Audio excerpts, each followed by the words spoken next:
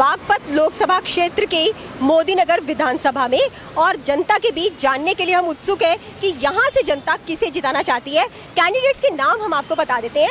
यहाँ से राजकुमार सांगवान है आरएलडी के, जो एनडीए की तरफ से प्रत्याशी हैं। प्रवीण बंसल बीएसपी के प्रत्याशी हैं और अमरपाल शर्मा एसपी इंडिया महागठबंधन के प्रत्याशी हैं। तो चलते हैं जनता के बीच और जानते हैं कि जनता किसे चुनना चाह रही है। देंगे जी हम कांग्रेस को। आप माता जी हैं? ये हमारी माता जी हैं। हाँ, तो इनको बोलने दीजिए। माता जी, किसको वोट देंगे आप? हमें ना पता किसको देंगे, साइकिल को देंगे किसे देंगे। साइकिल को? कांग्रेस को। चलो कांग्रेस को दे देंगे, जाओ। इंडिया महागठबंधन। तो इंडिया महागठबंधन का वोट है? हाँ जी मैडम बताइए। इंडिया महागठबंधन को वोट दे रहे हैं? हाँ जी हाँ जी। तो क्यों आप ऐसा क्यों इस पार्टी को वोट देना चाहते हैं? जी पार्टी जो है जल्दी बदलती ठीक रहा है। जो नए नए कार्यकर्ता आएंगे तो नए नए काम करेंगे। पुराने हो जा, बुजुर्ग हो जा तो आराम करना चाहिए। नए युवा आएंगे, नया काम जारी होएगा, नया रोजगार मिलेगा।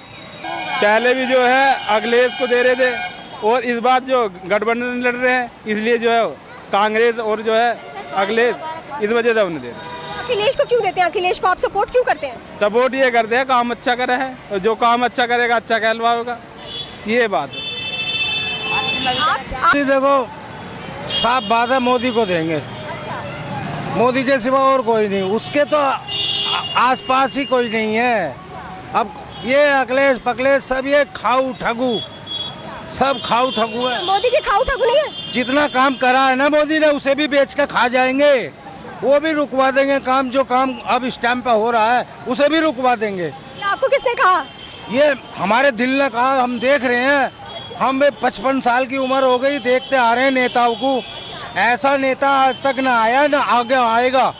पीढ़ियाँ ये जो छोटे छोटे बच्चे हैं ना, ये भी याद करेंगे कि हाँ मोदी है कुछ, समझे जी। बढ़िया जी, मोदी को देनी चाहिए वोट। जो है सबकी अपनी अपनी राय है, सबकी एक राय एकजुट नहीं हो सकती। खाया और निकल लिए, आए खाया और अपनी जेब भरी और निकल लिए। और इलेक्टोरल बॉन्ड में जो बीजेपी ने इकट्ठा किया है वो क्या है?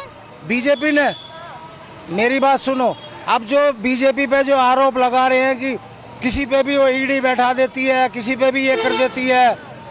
अब एक बार बताओ, जब वो 2 नंबर का काम करेंगे तो ईडी अपना काम, ईडी पैसा ले रही है, तनख्वाह ले रही है, तो वो अपना काम करेगी। अब उस पर इल्जाम लगा देते हैं कि ईडी बैठा देते हैं, ये करते हैं वो करते हैं। लेकिन इसको आप कैसे देखते हैं? तो ये अखिलेश के आदमी खड़े, इनसे पूछो। संविधान को बचाना है तो महागठबंधन को लाना है, ये कह रहे हैं महागठबंधन के सभी प्रत्याशी। लेकिन जनता क्या कह रही है, हमें तो ये जानना है और जाना है जनता के बीच। तो आइए चलते हैं।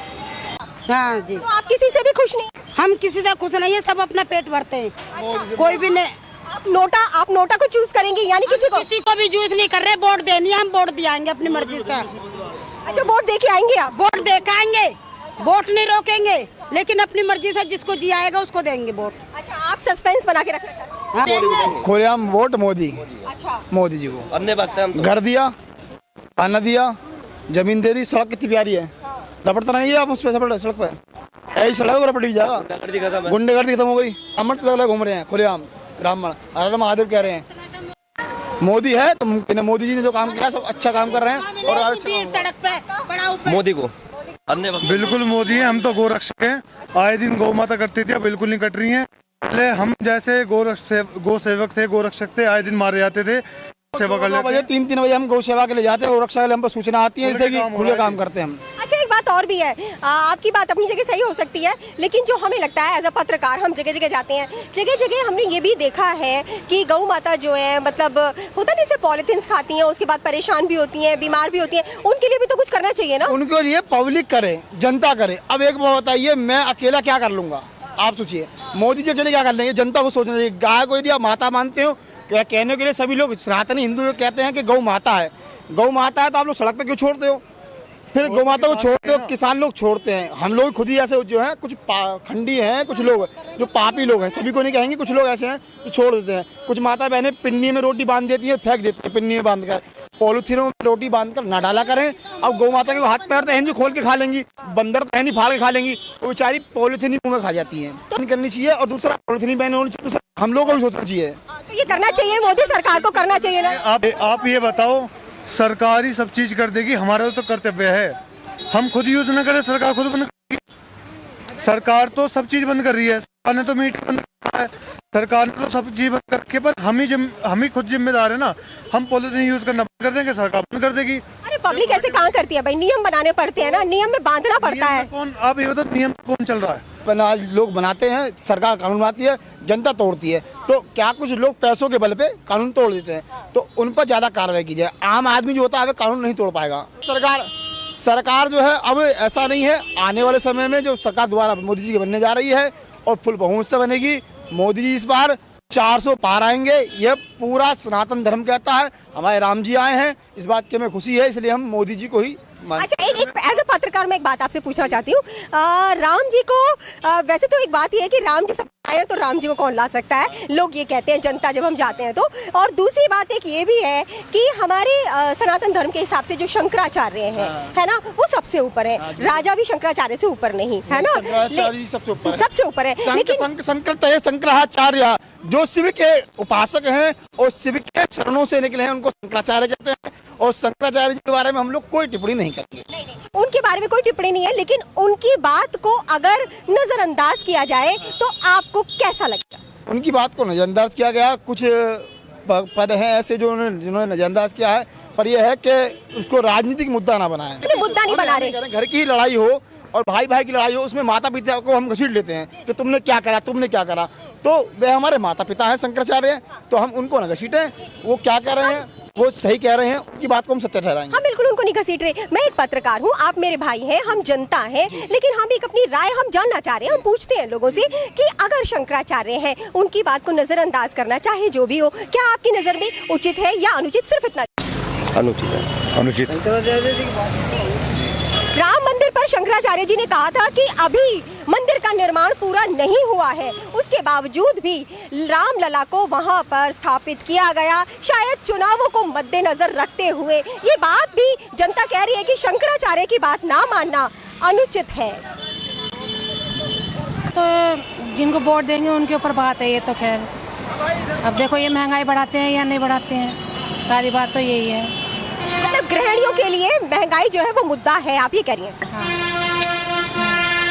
घर को चलाना थोड़ा मुश्किल हो रहा है। मुश्किल बहुत है, क्योंकि आजकल के बच्चों की पढ़ाई भी है, घर का खर्चा भी है, सारे परिवार के लिए सारी बात यही है। तो आप उसको वोट देना चाहती हैं जो महंगाई कम कर दे? हाँ। अब ये कैसे पता चलेगा कि महंगाई कौन कम करेगा? अभी तो जिसे वोट देंगे, तो घर के जिसके कहेंगे उसको वोट देना पड़ेगा। नमस्कार सर। नमस्कार जी। आपका नाम? राजकुमार जी। तो राजकुमार जी, आपको क्या लगता है कि आने वाले लोकसभा चुनाव में जो 26 तारीख को दूसरे चरण का मतदान होगा, उसमें यहाँ बागपत लोकसभा क्षेत्र से कौन जीतेगा? राजकुमार सागवान। अच्छा, राजकुमार सागवान जी को जिताना चाहते हैं आप? बीजेपी को। बीजेपी। अच्छा, क्यों? अरे हम तो पक्के बीजेपी वाले हैं हम तो। अच्छा। हाँ। अच्छा, बीजेपी से नहीं, हाँ। पहले से ही। अरे जब कांग्रेस का राज था तब से? तब भी। अच्छा। जब जनसंघ को सपोर्ट करते थे। अच्छा। लोकसभा का चुनाव 26 तारीख को है, आप किसको वोट देने वाली हैं? हम तो कमल को देंगे। कमल को देंगे? क्यों, आपको फूल अच्छा लगता है? पता ना कहाँ, हमारे तो कहीं उस पर ही जावे हाथ। अच्छा अच्छा। अब बताओ किसको देनी? नहीं, हम क्यों बताएंगे, हम तो आपसे पूछने आए हैं। दे दे कमल को ही। अच्छा, नहीं लेकिन क्या अच्छा लगता है आपको? कमल में कोई तो बात होगी ना? बस सबके लिए वही कर रहा हो तो अच्छा ही कर रहा है। मोदी अच्छा लगता है। हाँ। अच्छा अच्छा, मोदी अच्छे लगते हैं आपको? और आपको? भैया हमें भी वो राशन दे रहा फ्री में, अच्छा। और बहुत सी सुविधा दे रखी है, मकान बनवा रहे हैं, प्लॉट दिलवा रहे, इसलिए भैया मोदी अच्छा लगा। आपको मकान बनवाने में कुछ मिली है मदद, सरकारी मदद? मुझे तो मिली ना, पर सभी को मिली है, तो सबके साथ में मुझे भी खुशी है। आपको नहीं मिली है? अच्छा, तो आप कैसे कह सकती हैं कि सबको मिली है? नहीं, मैंने देखा है ना सबके घर बनते हुए, और कमल के फूल को, मोदी को, सबकी मतलब सहायता करते हुए, इसलिए मुझे मोदी बहुत ज़्यादा पसंद है। जी जी जी। चलते हैं आगे और जानते हैं कि बाकी के लोग क्या कहना चाह रहे हैं। नमस्कार जी। सर, क्या दुकान कब से है आपकी यहाँ पर? 40 साल से हुए। अच्छा, तो 40 साल से आप यही काम कर रहे हैं? नहीं, ये अभी 15 साल से। अच्छा, 15 साल से। तो सरकार कौन सी बना रहे हैं आप इस बार? सरकार बीजेपी की। अच्छा, तो 10 साल पहले भी आपने वोट दिया था, 10 साल बाद भी? बीजेपी को। बीजेपी काम अच्छा कर रही है बीजेपी? बीजेपी बहुत अच्छा काम कर रही है। आपके क्षेत्र का काम सब सही हो रहा है? बढ़िया। बिल्कुल बहुत अच्छा है जी। तो बाकी आपके आसपास माहौल कैसा लग रहा है आपको? बहुत सब बीजेपी की बोल रहे हैं ज़्यादातर तो। अच्छा, बीजेपी ज्यादा बीजेपी। बीजेपी चलिए आगे लोगों से और पूछ लें। मोदी जी को पूछने वाली बात ही नहीं है कोई इसमें। किसको वोट देंगे आप? मोदी जी को। मोदी जी को? क्यों? तो उसके लिए भी थोड़ी मेहनत तो हमें करनी पड़ेगी ना। अब मोदी जी गुजरात से तो ऑपरेट नहीं कर सकते देश को, वो दिल्ली बैठना पड़ेगा ना। एग्जैक्टली। तो आपके हिसाब से जो महागठबंधन है वो उतना ठीक नहीं है, आप ये कहना चाह रहे हैं? फर्जी गठबंधन है। फर्जी है?